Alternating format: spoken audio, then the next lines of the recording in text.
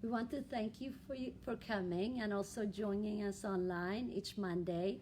Our goal is to create a community in order to improve your life. Each Monday, we will provide you with vital information to inform and educate each of every one of you. And we request you to share this with your friends. So today, I'm going to tell you guys a story. A patient of mine who I saw for first time about 6 weeks ago, a 50-year-old patient, came in with complaint of weakness, fatigue, low energy, and he also complained of muscle weakness. He said for the past few months he'd been having issue with his sleep as well.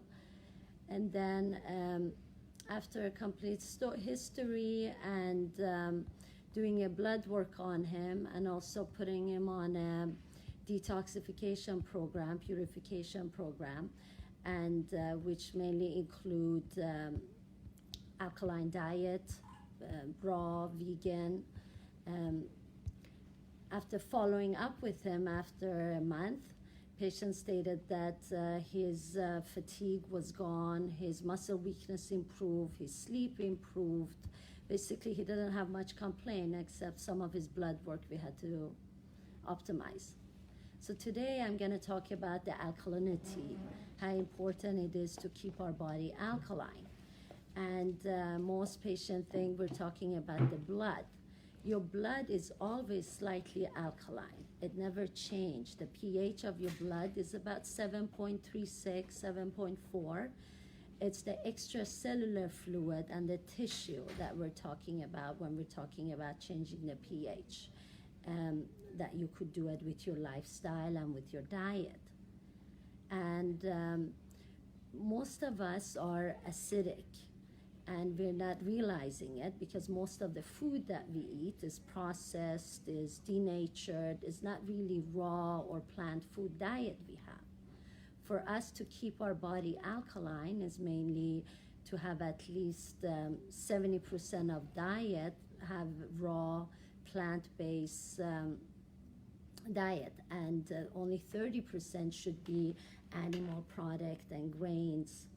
And we usually start our day with a cup of coffee, which coffee has pH of 5. It's slightly acidic. It is acidic.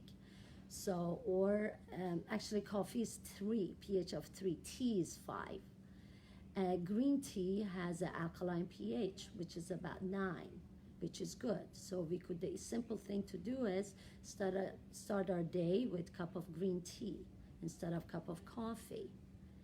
And usually we do want our stomach fluid to be acidic, about 1 to 3 pH, because it's really a barrier for the parasite and microorganism to cross. So it basically kills the parasite, kills the bacteria, all the organism.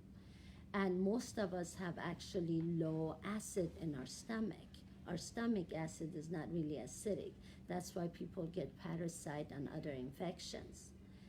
And a lot of people do drink a lot of alkaline water and they think it's good. Drinking alkaline water with your food is not the best thing to do because you need that acid to first of all be the barrier, so the bacteria, whatever it's on that food, don't cross. Like people eat sushi, and some people can get parasite by eating raw fish. So you want that acid to kill the organism. And then, so drinking alkaline water is good to do first thing in the morning, an hour before breakfast, or 2 hours after breakfast. The way you want to alkaline your body is by diet, which later on we're going to talk what foods are good. But first, how do we measure the pH of our body?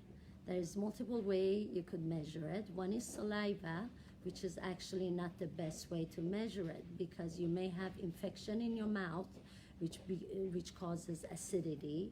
And when you do check in your saliva, is actually the saliva pH, which could be mixed with the lymph, your lymph fluid, which is not really that accurate. So ideally, you want to check the urine pH. But first thing, people, if they do the first morning pH, check the first morning urine pH, that tend to be acidic because overnight you get rid of the acid. So you don't want to do the first urine either. You want to do second urine. And sometimes I tell patients you could do it after your dinner, 2 hours after dinner. That's, you know, what you've been eating throughout the day or how acidic your body is. And another sign is when you wake up in the middle of night, let's say 2 or 3 in the morning, to go urinate is because your body is acidic. Your bladder start contracting and wake you up, give the urge to go to the bathroom and urinate. So once your body become alkaline, that problem is solved. You know, you don't wake up as often to go to urinate. And then, so the best way is really check your pH of the urine to your second urine in the morning. And then diet, what to eat, what are good alkaline foods. Number one is cruciferous vegetable. Broccoli, any kind of vegetable, green vegetables, but cruciferous vegetable have a lot of green, you know, broccoli, cabbage, all those, that's great. But then when patients start juicing, thinking, okay, I'm gonna start juicing every day, all the cruciferous vegetable, what are they high in? They're high in oxalate. And then they can develop kidney stones. Because if the body is too alkaline, you want the pH of your urine be between 7.5 to 8.5. The range of the pH is from 1 to 14. 1 to 7, below 7, you're acidic. 7 and high, 7.4 and high, you become alkaline. And 7 itself is neutral. So when you make your body too alkaline, 9.5, or you think, oh, the higher the better, that's not the case. You want the body be between 7.5 and 8.5. If it's too alkaline, then you could develop osteoporosis because you're moving the calcium from your bones. You move it in the blood. You move the minerals out of your body too. And then that also increases kidney stone.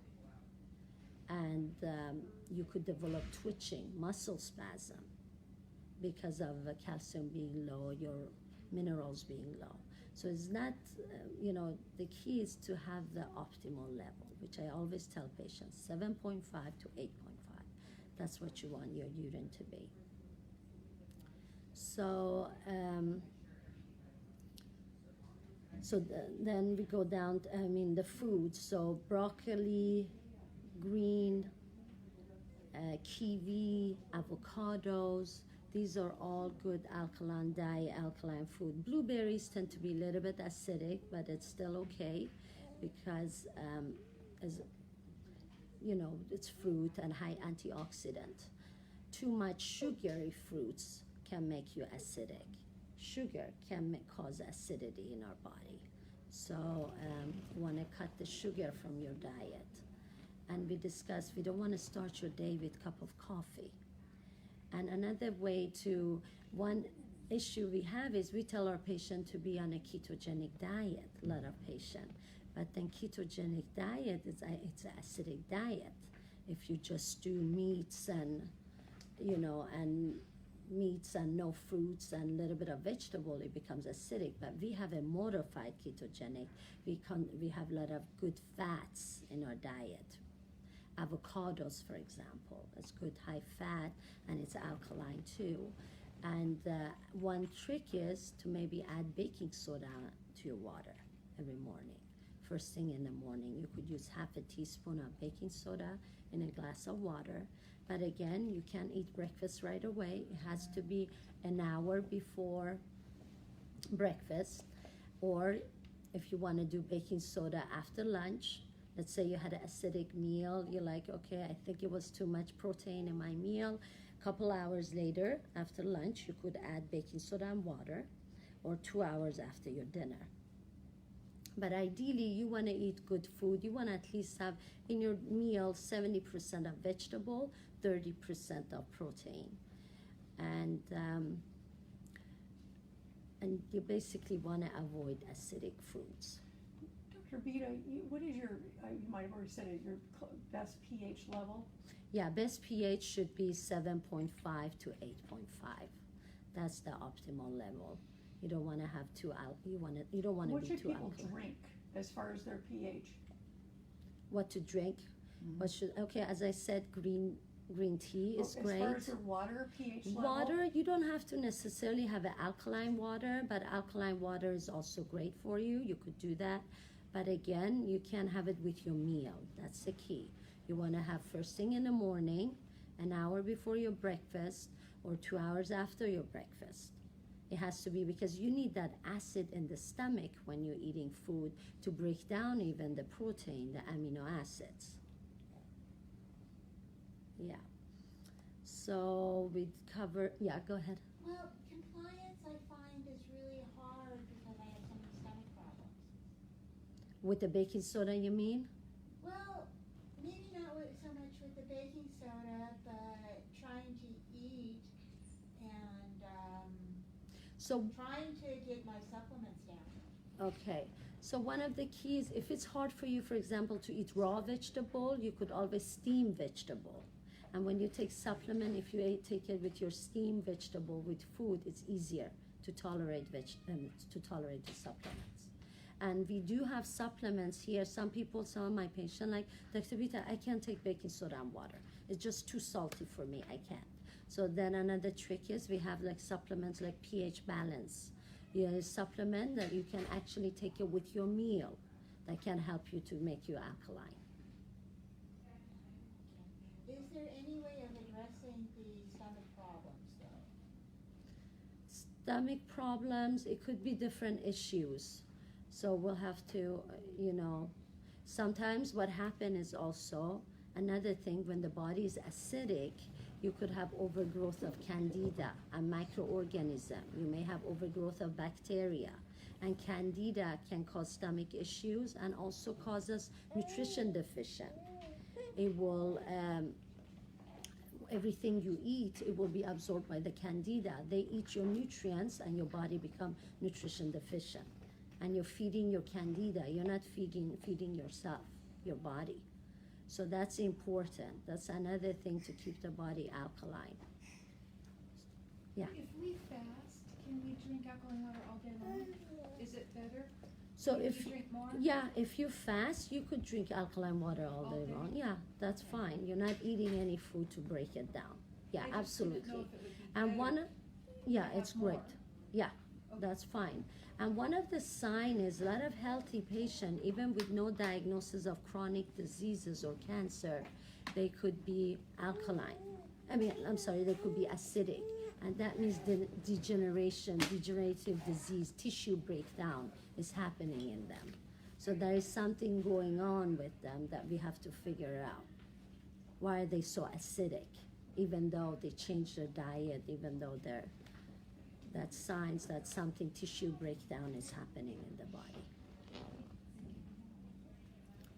Yeah, so Kitty, any other questions from our audience on Facebook?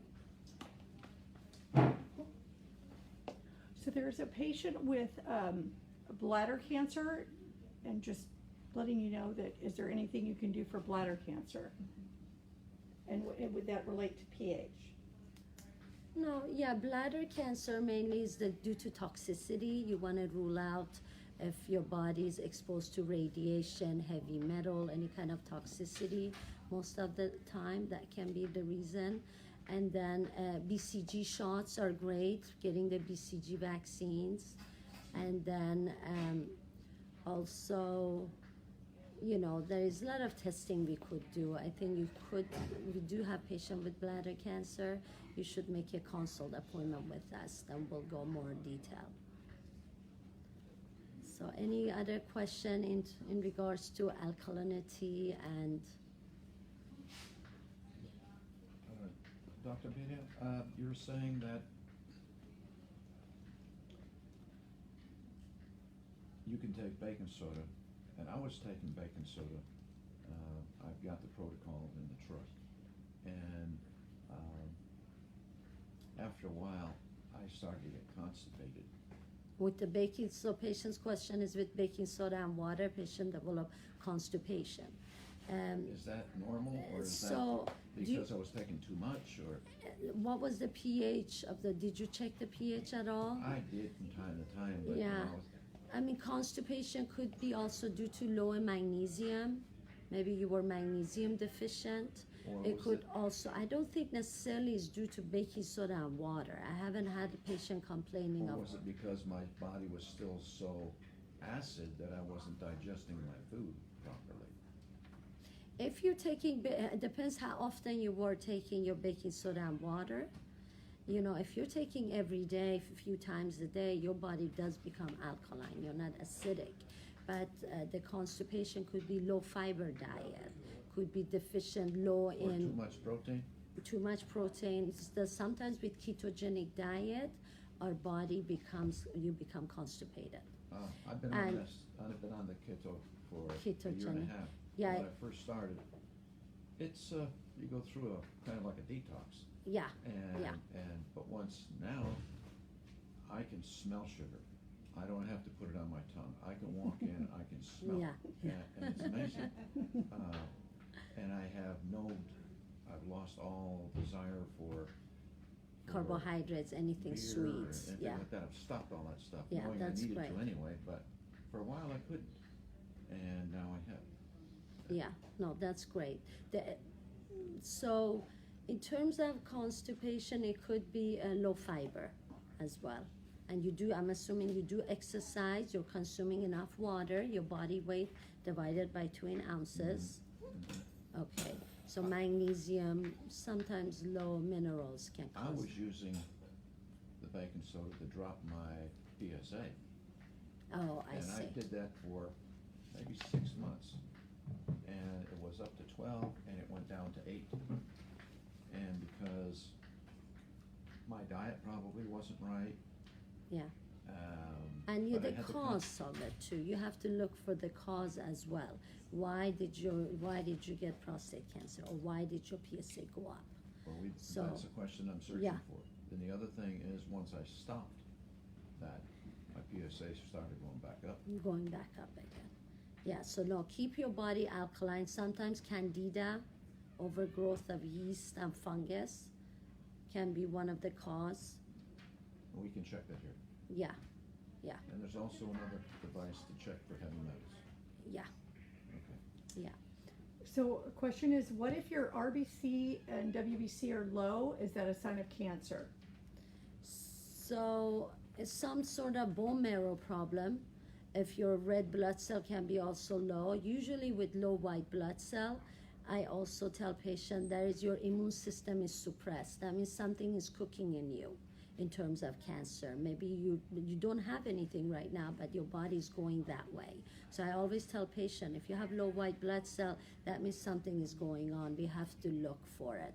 It takes always 6 to 8 years to form a tumor in our body. We don't get cancer diagnosis right away. I mean, it takes time to get the diagnosis. So for a while, you have low white blood cell. There is signs in your blood and your body that tells you something is not right. Something is wrong. You have to look for it. Don't ignore signs. I always tell patients, listen to your body. Look at the blood work. If doctor don't know why your white blood cell is low, try to figure it out. Find someone who can. Like us, we really always look for why patients' white blood cell is low, and we'll go after it. What about taking apple cider vinegar? So yeah, apple cider vinegar is great. It's a good way to alkaline your body as well. But the issue is a lot of us have low acid in our stomach.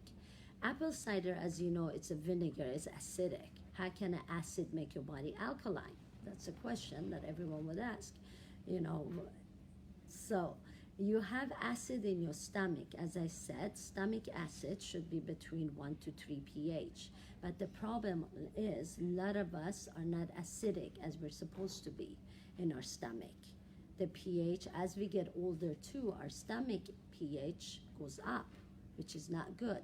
That's why it's important to take hydrochloric acid or HCl with your meals to increase the acid in the stomach. So if you don't have enough acid in the stomach and you take apple cider vinegar, that sometimes doesn't help you and it can bother your stomach.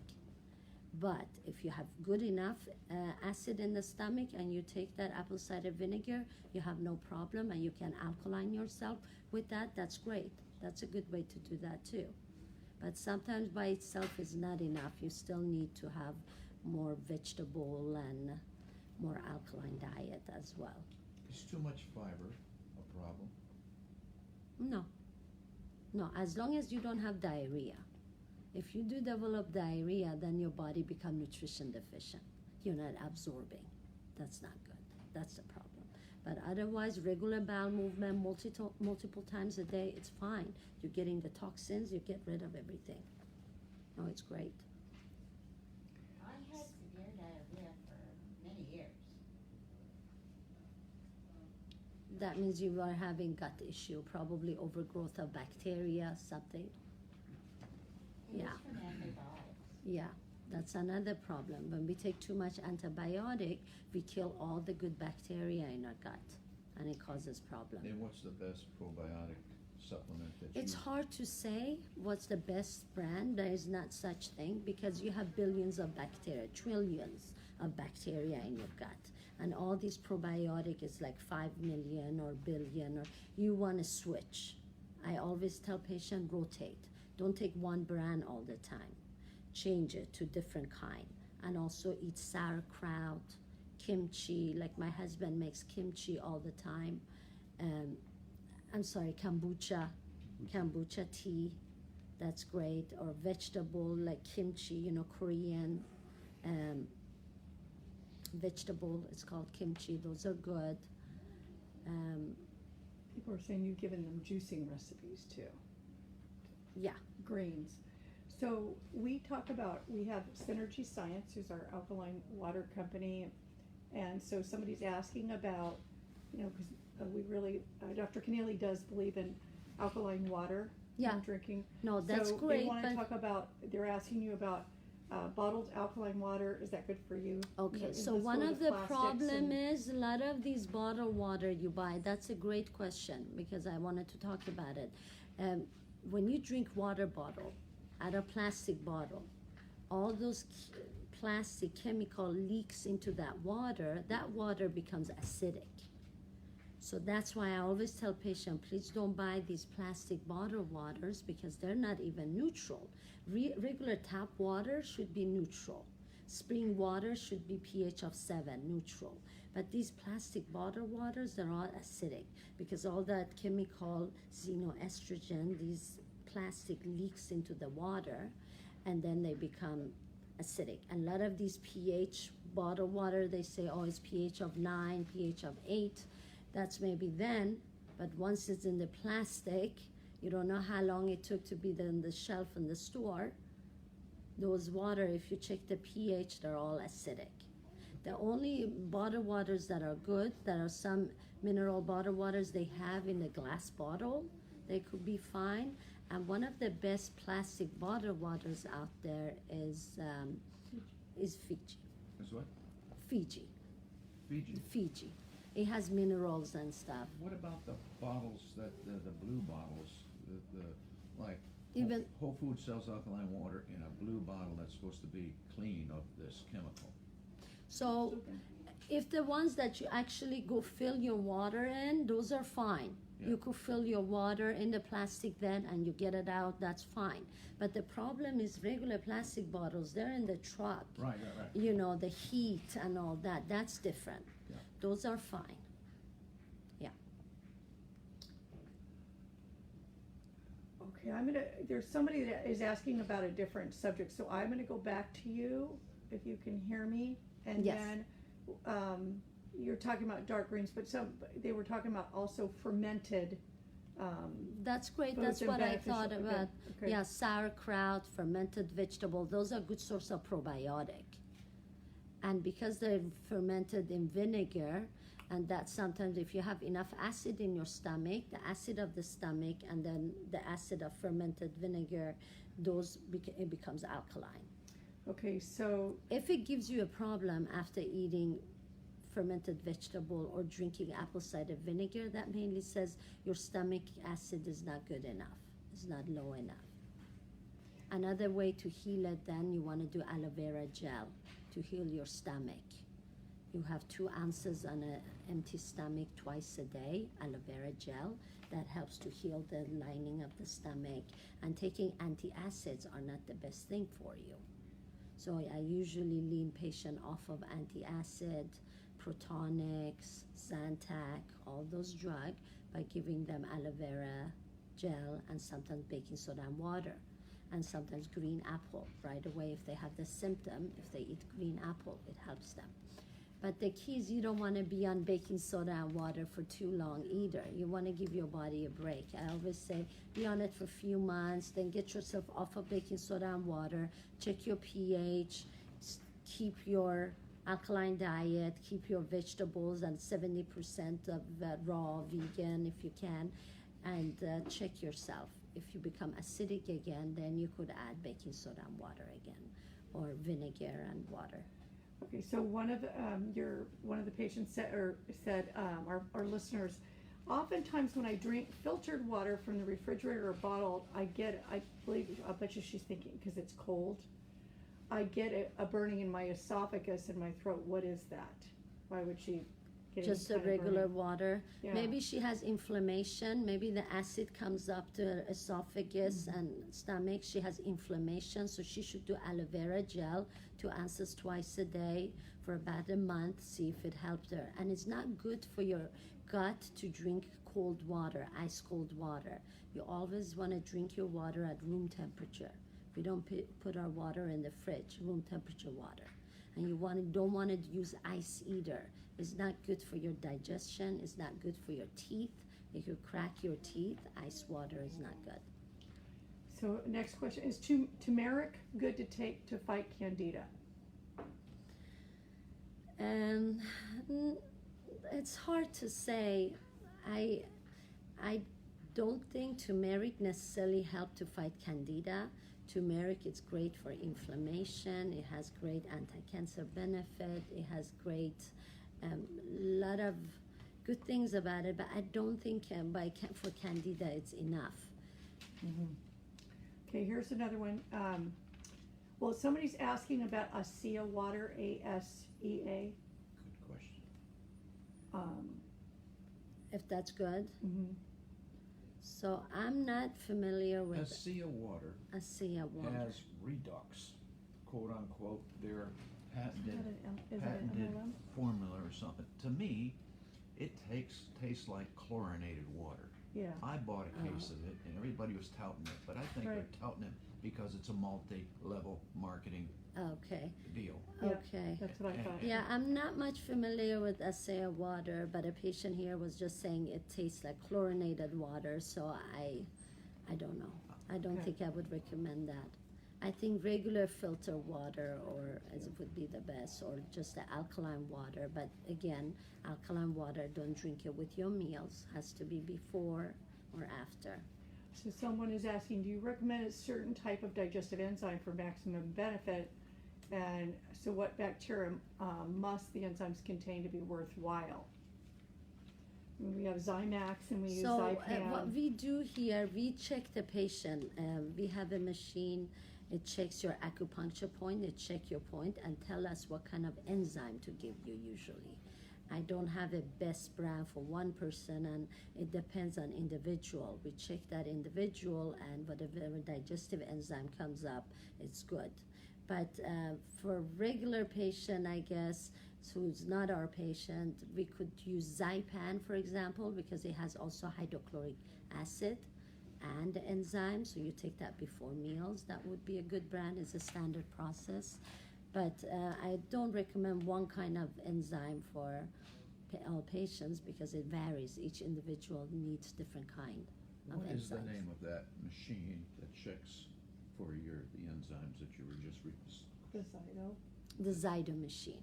ZYTO? Yeah, Oh, I remember that. Biofeedback. yeah, it's a biofeedback machine. Okay, so this isn't related, but I do want to make sure I answer her question, or the doctor answers. She has a terrible anxiety, and someone recommend she take GABA supplement, and then after reading information, she does not, I heard that GABA does not cross the brain barrier. So number one thing with anxiety is acidity in the body causes anxiety too. So first you want to check your body. Is your body acidic? Check the pH. The pH urine strip, you could buy it online, on Amazon. They have it everywhere. You could check that. And then when your body is acidic, you develop anxiety. And also L-theanine, which is a precursor to GABA, would be a good formula, good amino acid to take. It's called L-theanine, and you take 200 milligram 3 times a day. Before bed, you could even increase the 200 to 400. So it would be 200 in the morning, 200 in the afternoon, and then 400 milligram before bed. And how do you spell? L, and then theanine, Theanine.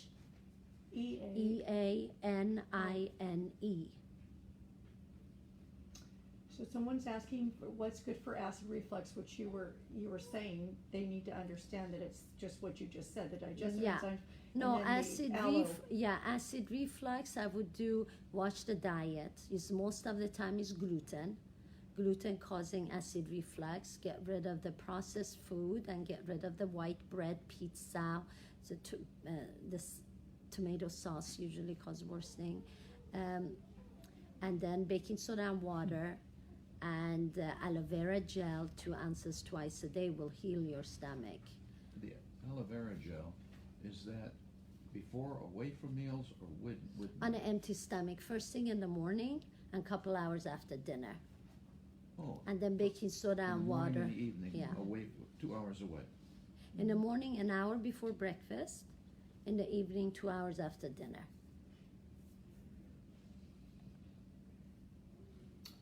And then I know, Kathy, you're talking about probiotics. Is there any enzyme that should contain for benefit? How many times a day? You just talked about probiotics, and then isn't there a pre and pro, like a prebiotic and a... Yeah, prebiotic, it could be like even wild salmon, cinnamon, green apple. These are all natural prebiotic. It will help those bacteria in your gut. And probiotic, again, there is a lot of them. If you, for example, buy them at regular store, they were checking one of these grocery stores, I can't recall, Mother's Market or Sprout, only 20% of those probiotic was okay. The rest didn't work at all. So you want to make sure you get a good quality, and then you alternate. You don't take the same probiotic all the time. And then the best thing is from fermented vegetable like sauerkraut, again, kimchi, and the drink kombucha. Those are good source. And yogurt, if you're not dairy intolerant, if you could eat dairy like cheese and yogurt would be a good source of probiotic too. Well, you're getting compliments. You're so knowledgeable, Dr. Bita. Thank you. Is there any other questions? There was one, but it's... You've been great, though. All right. Thank you all for listening, and thank you guys for coming here. Thank you. Oh, wait, I've got one more. Okay, everybody knows we're signing off, so we'll give you guys 2 more minutes.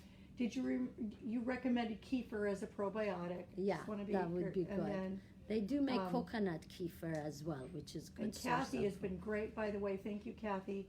Non-dairy type is available, she said. Yes. Okay.